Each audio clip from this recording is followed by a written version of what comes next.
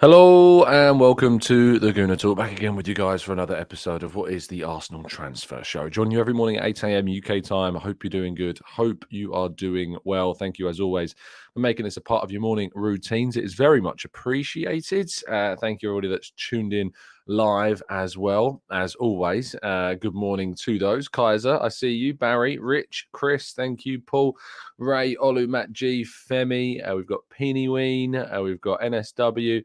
Adian, Errol, Trevor, some new names I'm seeing in the chat box as well, which is great. Plenty more of you guys as well. Always great to see so many regulars and irregulars as well. If you haven't done so already, click that thumbs up button. It really does help us out. We've been hitting some really, really good numbers of people tuning in, listening, new listeners as well, leaving some really kind comments. Thank you to all of those that are indeed leaving some kind comments on the show. It is really very much appreciated.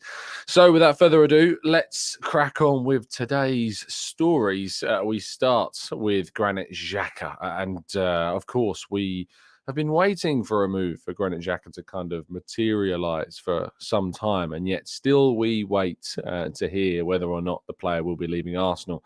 It seems as though that is still going to be the case, and Arsenal are still very much willing to complete that exit. However, with Leverkusen wanting to secure the deal as soon as possible, Arsenal are being sensible, and they are making sure that they have a replacement lined up and ready to come in before sanctioning Granit Xhaka's exit from the club. So even though Xhaka has not yet left and that there's been no agreement with the club at this stage, we're still expecting that deal to happen. We're just waiting on Arsenal to secure their replacement.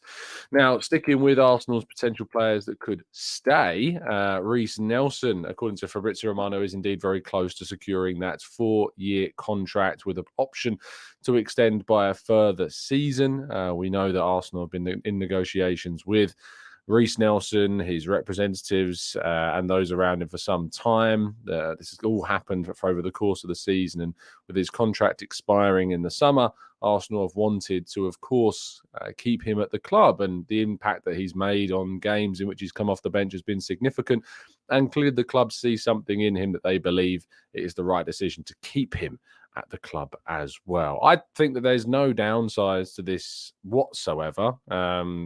Really would take quite the stretch to come up with some significant criticisms about keeping Reiss Nelson at the club, because it doesn't stop us from signing anybody. It's not exactly an area of the field which Arsenal have kind of a push to sign a player in those wide areas, because Arsenal's priorities lie in midfield and the defence, which are going to be very expensive to reinforce. Reiss Nelson has shown, I think, last season that he was the most dangerous substitute that we had coming off the bench. It was offering more than most. So no downsides to extending, and Arsenal can always move him on next season for a good amount of money, and then, of course, could look to bring a forward in if they wanted to. So Reiss Nelson's new contract hopefully will be signed and announced very soon indeed. Now, talks over William Saliba's contract are said to be progressing positively, according to Darmasheth of Sky Sports. Reported this first yesterday. The French defender has been in negotiations like Nelson for some time, and there's a willingness on all sides now for this deal to take place, and for the Arsenal will indeed, hopefully, fingers crossed, get their man renewed and signed up to a brand new contract with the club. Yes, there's been interest from outside, but the indications, the incentives from both Arsenal and Saliba's sides has always been that they want to try and renew and come to an agreement. And the negotiations have been around, of course, the wage package, his placement in the squad, where he ranks in the eyes of the club, image rights, all of that stuff. Negotiations have been going on for some time, and because of that, it's taken some time to sort. But hopefully, we get some really good news on William Saliba soon in the coming weeks, maybe the coming months. We'll have to wait and see. But it seems that these things are moving in a really good direction. So that's absolutely positive.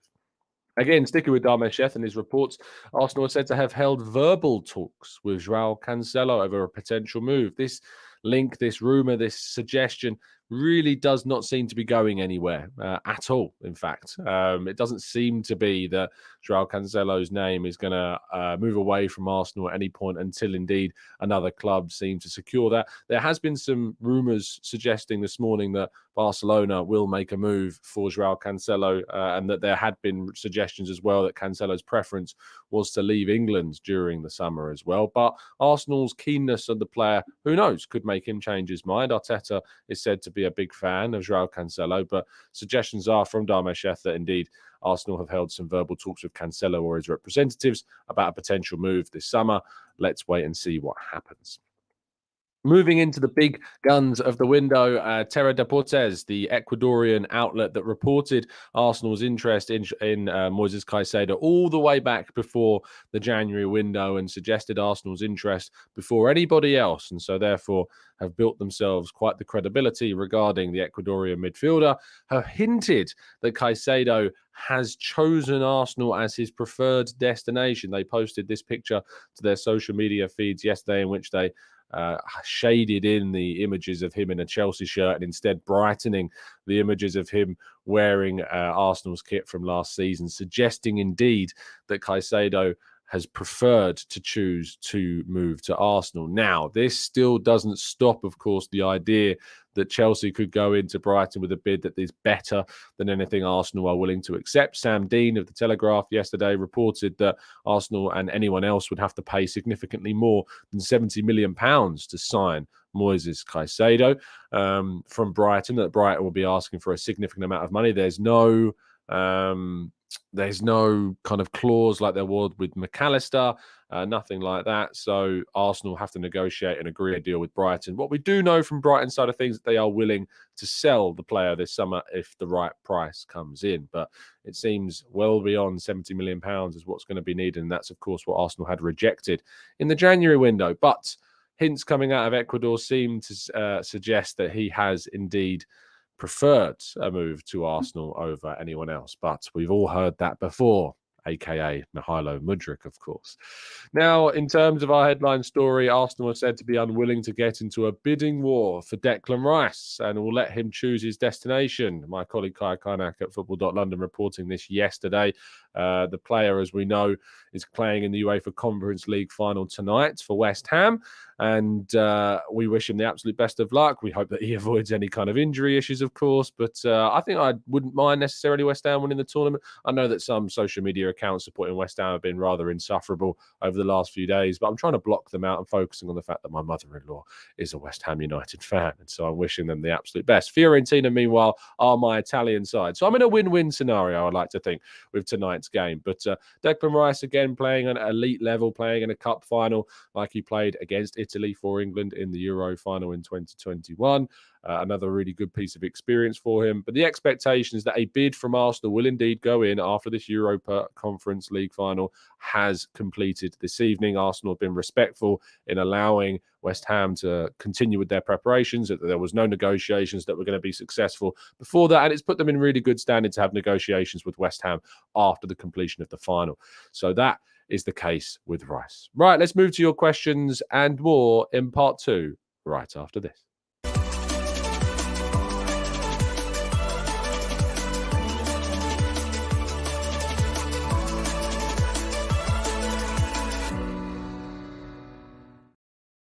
So we move to your questions. Let's jump into the chat box and see what questions we've got coming in. Charlie says, who are Brighton going to replace Moises Caicedo with? Well, of course, they've got some negotiations already successfully completed with Mahmoud Dahoud, who was, of course, at Borussia Dortmund, central midfielder. They've also brought in James Milner from Liverpool, who can play in central midfield, can also play in a fullback position. So in terms of central midfield replacements, they've got those players looked at. They also signed a Swedish midfielder, I think Ayari was his name, in January. They brought him in.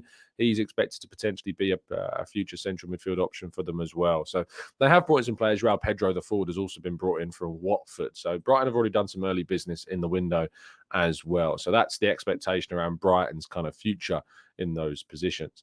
Daniel says, I hope West Ham win because we need to be bringing European winners into the squads. It's a nice fact as well. We can say that one of our players has won a European title if indeed we do manage to sign Declan Rice. Matt G says, do you think West Ham winning or losing the final tonight will impact the price that they will ask for Declan Rice? I don't think so. No, I'm not sure. I think there's a valuation of Declan Rice, and that's set no matter if West Ham win or lose in tonight's UEFA Conference League final at all.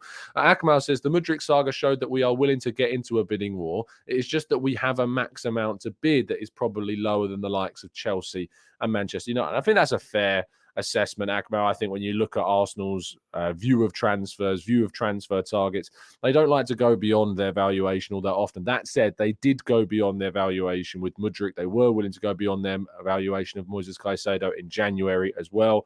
And we're probably going to see them have to go beyond that for both Declan Rice and Caicedo this summer if they want to sign both players. Let's wait and see what happens. But certainly an interesting one. Bulgarian Gooner says, should we even compete with the likes of City, Barca and Saudi Arabia in terms of offers for someone like Ilkay Gundogan? Now, it seems that he's turned down Saudi Arabia, if reports to be believed. He will, it seems, choose between renewing with Man City or move to Barca. There was some reports coming out from Spain yesterday that Gundogan had indeed agreed a 3-year deal with Barca. That's not yet been corroborated yet, but I don't think you're going to see Gundogan turn up at Arsenal next season, unfortunately. N5 says, hey, Tom, how can you see the structured payments for Rice and Caicedo being if we go for both? The honest answer is I don't know. I don't know how they would structure the payments. Arsenal have always got an intention to structure payments for players. They only do that when they sign, like Thomas Partey, for instance, they have to activate a release clause. They pay that money up front. That they haven't done it in that case, but certainly players like Pepe, when we paid a massive fee for him, was split up into significant chunks and paid over a longer period of time. So I imagine that Arsenal will be looking to put together a package that can financially enable them to sign both Rice and Caicedo, but it's got to work for all parties, of course, involved in the deal. Joshua says, Reiss is a great talent, clever business by Arsenal. Clapping emojis. Valeria says, hey, Tom and the community, what has been the sum of Tom's wild takes regarding Arsenal? Wild takes that I've had. I mean, the chat box will be able to tell you better than I will. But surely there's some wild takes I've had that have just not come to fruition at all. Let us know in the chat box if you can remember any of the crazy things, and don't make them up. That's all I would say. Try and come up with real ones. Maximia says, hey, Tom, with the Chelsea transfer strategy, Ben Jacobs keeps speaking about amortization, which helps them to buy so many players and spend so much. Could you explain how this works and we can do it? In my limited financial knowledge, amortization is to do with the spread of investments, I'm pretty sure. So if Chelsea give a player an 8-year contract, the transfer fee is amortized across those years. So let me try and explain it in the way that it was explained to me in idiotic terms, because I'm an idiot when it comes to this. It was explained to me basically like, if you were to say sign, I don't know, a player for £50 million on a 5-year deal, so effectively that's 10 million per year of that contract. After a year, you have had, 10 million of that, paid, if you like. And if you were to sell after 1 year, it would come up as, a 40 million pounds is still left to be paid on that player's contract, if you like. But it's more complicated than that. And I've not explained it very well at all. If you want to ask someone, ask Mike from the Gooners pod. I'm sure he'll be able to. It's something to do with, the amount of time that you've got on the contract, how long you've had them, what the fee was, spread across the contract. So if you have an 8-year contract for a player, it spreads that cost on your books a lot easier. So a £100 million player on an 8-year contract and a £100 million player on a 5-year contract, it looks different on the books, basically. So there you go. Let's go to Peter Wayne says, Tom Hot Take was making podcast friends and eating charcoal-based food. Absolutely. Ray Beam says, don't take stock tips from Tom. Yes, don't. Please don't take any financial advice from me. It's never, ever, ever, ever a good deal at all. But if anyone in the chat box wants to have a go at explaining amortization better than me, feel free. T. Fisher says the obvious one is wanting Arteta out, but honestly, a lot of you say is pretty a lot. But honestly, a lot of what you say is petty Pretty wild and way off, says T. Fisher. Of course, when we lost to Villarreal in that Europa League final, and I was kind of done at that stage, and we did a whole show talking about Arteta, needing to be moved on at that point. And after the Man City game as well, when we lost 5-0, that was that I was at really a low point with Arsenal then, and I just couldn't see a way forwards. I just couldn't see what on earth we should have done.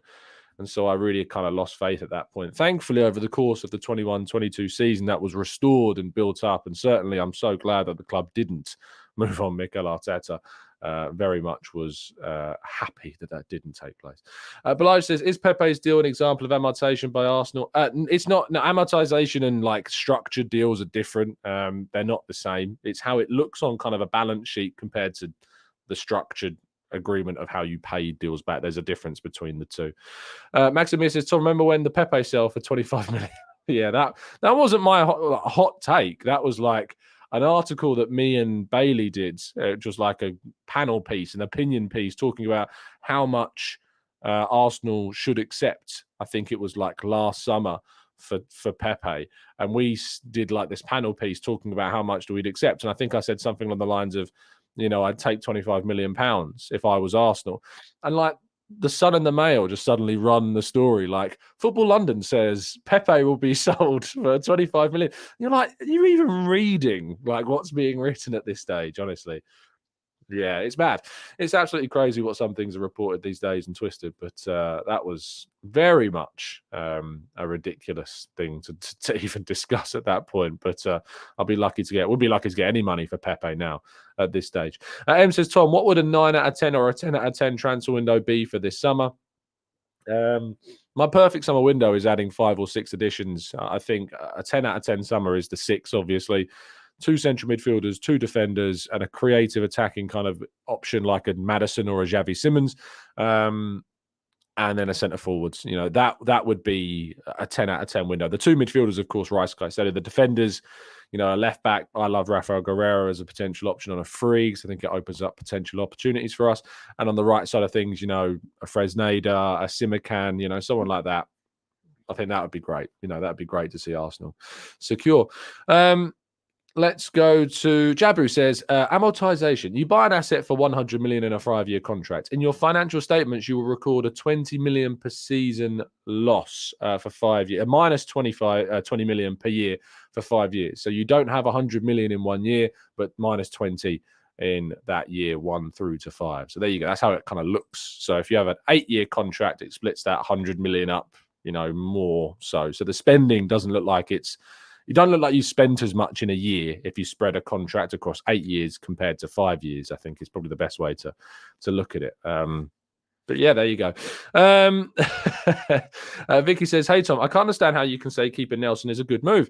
We need to get rid of players like him, Eddie, Maitland-Niles, Elneny, and Smith Rowe. Wow. We need to have quality both starting and on the bench, not potential.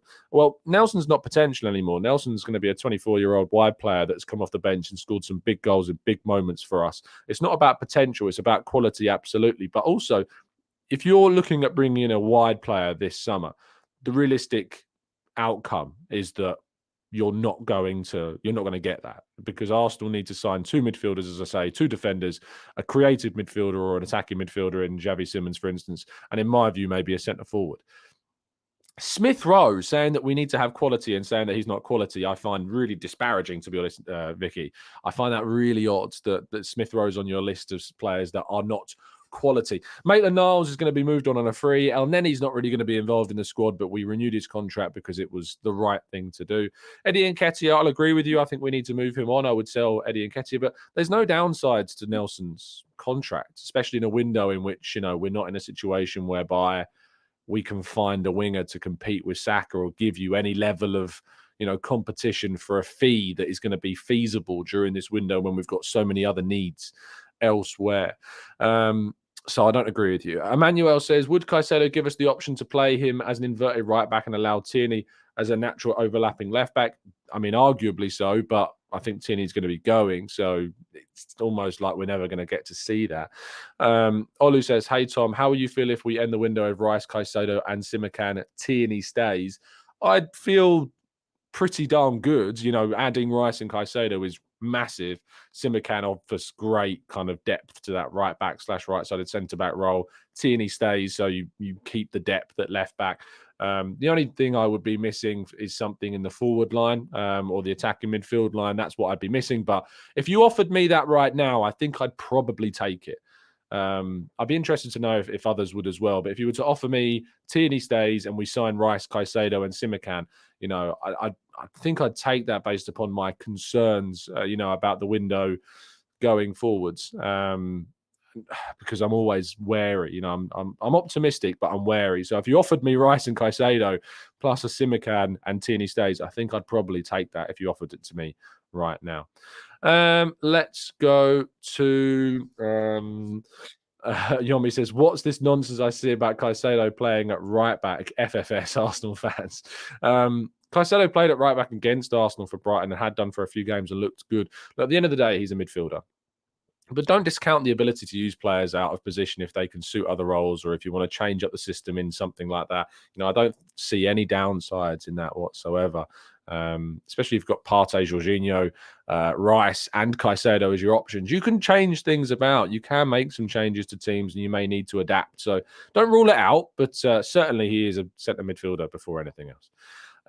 Let's go to M says, Tom, with Juve having no Champions League, would you take a cheeky punt at Vlahovic, or has that ship sailed and sunk? I think it probably has sailed and sunk. Arsenal don't, as far as I'm aware, have an interest in pursuing that deal at the moment. Their priorities are certainly very much, as I say, in the midfield and defensive areas. Why I'm reluctant about the striker, even though I'd like Arsenal to sign a centre forward and move on both Balogun and Nketiah. I suppose if you offered me that offer, which was Rice, Caicedo, Simican, Tierney staying, I'd also like Balogun to stay. So we've got something added, you know, to that forward line as well. Selam says Zaha potentially to come in. I'm not a fan of that idea personally. I mean, if it's kind of Zaha or nobody in the forward line, maybe I'd have a greater keenness to do that.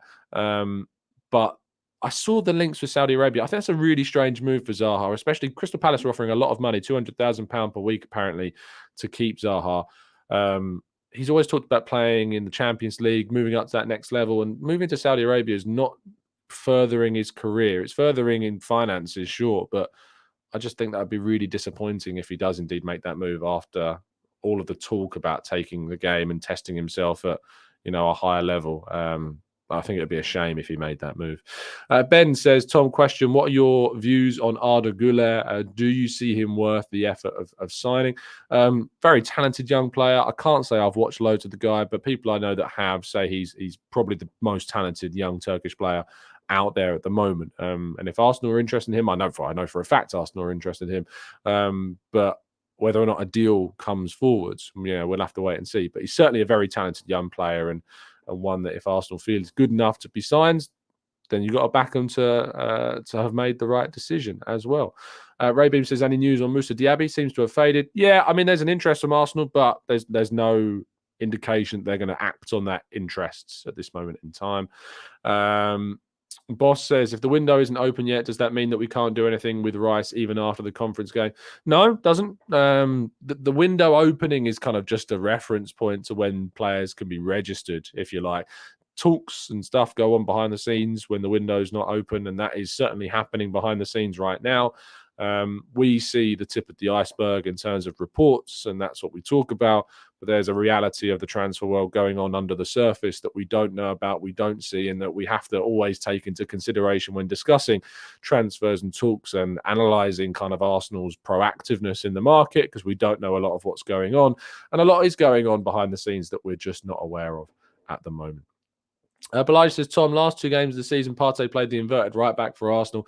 Is this something to explore next season with maybe Zinchenko moving into Xhaka's role? I don't think so. I think this was done because Zinchenko was not available during those games. If Zinchenko was available, I think you wouldn't have seen that system used in any way, shape or form. It was just done because Arteta wanted to establish that inverted style of fullback role, which has obviously progressed Arsenal to a place where they competed for a title this season. A lot of that is to do with the system of playing with an inverted fullback. I'd recommend you not listen to anyone trying to be disparaging about the inverted fullback system, because that system is what has got Arsenal into the position that they've got under Arteta's playing philosophy. We need to emphasize this system. We need to perfect this system. We need to upgrade this system with opportunities in the market, with players that are going to be able to replace Saliba if he's not available, players that can replace Zinchenko if he's not available, and add, depth in defensive midfield so we can kind of curb that 42 goal record that we conceded last season as well. So I think that it's more so I don't think you'll ever see Zinchenko start in midfield unless there's a significant injury crisis. I think he'll always be playing that left-back inverted position, which isn't even a left-back role, let's be honest. Let's go to Boss Buller says, hey, Tom, great show, mate. Kevin Campbell said that Saliba loved the club and will definitely sign a contract, but he's holding out for a big pay packet. Do you think this is true? I think that absolutely Saliba and his representatives are demanding a bigger fee, yeah, without a shadow of a doubt, because he's worth it, and he knows he's worth it, and they hold all of the control in these negotiations because he only has a year remaining on his contract. So, yeah, I think Kev's absolutely spot on, to be honest. Adam says, do you think Arteta will rotate between inverting the right back and the left back position during maybe games throughout the course of next season? Really good question. My instinct says no. Only reason being is because the only reason we didn't do that is because Zinchenko was not available. That forced us to kind of change things up. I think if Tomiyasu is available, you play Tomiyasu over Tierney at left back as well. So you keep that inverted style as well. Tomiyasu's good in that left back position. But we should be looking to bring someone in as well that can replicate to the same degree what Zinchenko does. If you play with the right back inversion, I think it's too imbalanced in games like we saw at Nottingham Forest. We're very skewed to the right hand side because Saka, Odegaard, Partey, that style on that side. We really lacks them progression to Trossard on the left. But maybe if Martinelli's there instead of Trossard, maybe we see a difference. But I think we struggled in that Forest game because of an imbalance in the team, because we were inverted on the right, where a lot of our play happens anyway with Odegaard and Saka. Valeria says, what's my favourite place to visit on holiday? Probably Italy, but it's quickly becoming going to somewhere like Chicago and meeting up with lots of Arsenal fans, because that was an amazing trip earlier this year, and one that I will treasure forever. Sam says, Tom, you're going to need a holiday with your missus before this window gets crazy. I've got some trips planned. I'm still obviously going to be doing the show as much as feasibly possible. I'm going to Copenhagen for a few days. I'm going to the south coast of England for a week or so, but we're still going to be trying to do the show as best I can, depending on how the Wi-Fi is. So don't you worry. We'll be doing plenty of shows, even if I'm trying to take some time off of work at the same time. We will end the show there. Before I end the show, though, obviously, please do drop a like on the video and all of that goodness. But a week, 2 weeks ago, you probably saw a pinned post on my profile on Twitter, on my personal account, which was kind of paying tribute to my late grandfather, who sadly passed away recently, and it's his funeral today. So I'm not working today. You probably won't see me doing much tweeting or posting or anything like that. So forgive me if there's not any quick responses throughout the course of the rest of the day. I think you can understand it as why. But thank you to everybody that sent really, really kind messages of support in response to that post. It was really humbling and showed the kind of the strength of the community, the kindness of a lot of people that get involved with the channel.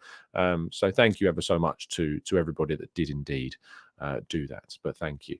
And thank you to everybody that's tuned into today's show as well. We really appreciate it. Luke with a quick question says, Tom, are the hats still available? Let's hit that like button. The hats are, at the moment, they're out of stock because we're waiting to be restocked, I'm told by Liv behind the scenes. So hopefully, fingers crossed, soon they'll be back in stock for you. But at the moment, they're out of stock because we're waiting on an order of hats to come in to be then embroidered so you guys can buy them. So sorry if you're trying to buy a hat at the moment. Hopefully, they should be back in the store very, very soon. But thank you ever so much for the kind comments. I can see all of them. Really appreciate that. As I say, thank you for listening. Thank you for all the support as always. And I'll see you probably either late tonight, which I'm not sure if I am doing one or not. I don't think so. Or tomorrow morning. So yeah, of course I'll see you tomorrow morning. But thank you so much as always. Really appreciate it. And have a fantastic day. Enjoy yourself. Stay safe. Stay well. And as always, up the Arsenal.